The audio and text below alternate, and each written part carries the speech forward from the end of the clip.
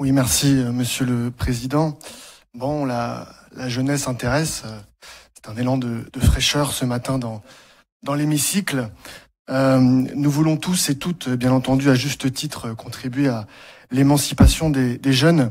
Ils et elles sont venus ce matin nombreux et nombreuses à notre rencontre.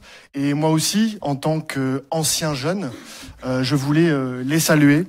Je ne sais pas si on retiendra cet oxymore, la formule ancien jeune, mais je ne voulais surtout pas léser personne dans cet hémicycle aujourd'hui.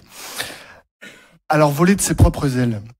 Au-delà de l'expression, je pense qu'elle parle à chacun ici, que ce soit pour soi-même ou pour ses propres enfants. Pour grandir, il faut se découvrir. Pour se découvrir, il faut oser s'élancer. Mais c'est vrai quand même que pour s'élancer, quand on peut prendre appui sur d'autres, sur des marches, sur la société, c'est quand même plus facile. Et je voulais vous dire à ce titre, j'ai écouté attentivement vos témoignages. Vous savez, vous avez grandi dans un pays, la France, qui est un vieux pays cartésien. Et sortir du cadre dans ce pays, c'est parfois compliqué. Mais ne perdez pas de vue une chose, quand on demande aux personnes, aux anciens, parfois aux personnes en fin de vie, ce qu'elles ont pensé de leur existence, le premier regret qui vient, c'est de ne pas avoir pu faire ce qu'on aurait vraiment voulu faire. Et je crois que pour trouver ce qu'on veut faire dans la vie, il faut parfois accepter de se perdre. Vous avez tous exprimé ça et je vous encourage vivement à expérimenter. Expérimenter. Moi-même, j'ai fait plusieurs choses dans la vie et c'est pas fini. Alors j'aurais aimé vous dire qu'une attitude d'écoute, de confiance, d'encouragement suffisent à propulser ces jeunes dans la vie. Mais aujourd'hui, pour un certain nombre de ces jeunes, la priorité, ce n'est même plus de se découvrir, finalement, c'est de survivre. Je reviens pas sur les chiffres, je crois qu'il y a 9 millions de personnes en pauvreté dans ce pays. Bon, c'est simple, la moitié, ils ont moins de 30 ans. Je reviens pas non plus sur la détresse psychique, ça a été évoqué par une intervenante jeune tout à l'heure, et par le maire du Gavre.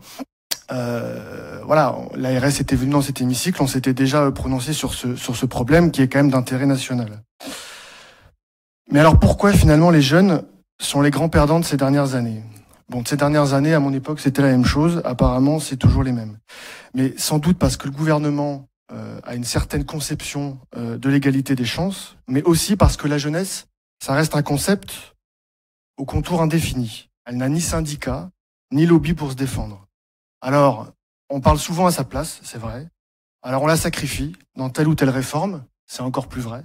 Alors on la fait passer pour irresponsable quand elle revendique un juste partage des ressources.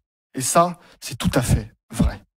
Si bien que, avant d'agiter un lexique d'après-guerre, avant de parler de réarmement démographique, peut-être c'est une idée, faudrait-il d'abord s'occuper de celles et ceux qui sont déjà là.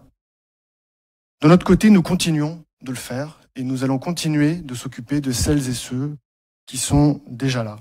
Cette année encore, nous allons proposer, via le rapport présenté par la vice-présidente Danielle Cornet, et je remercie également l'effort qui a été fait et toute l'organisation des services, nous continuerons de les accompagner. Et nous allons aussi les continuer de mettre en œuvre le revenu jeune pour que personne ne passe à travers les mailles du filet social. Non, la jeunesse, s'il vous plaît, ce n'est pas facultatif, ce n'est pas demain, c'est maintenant, c'est tout de suite, c'est nous. Faisons leur confiance pour qu'ils rentrent dans la vie. Merci. Merci.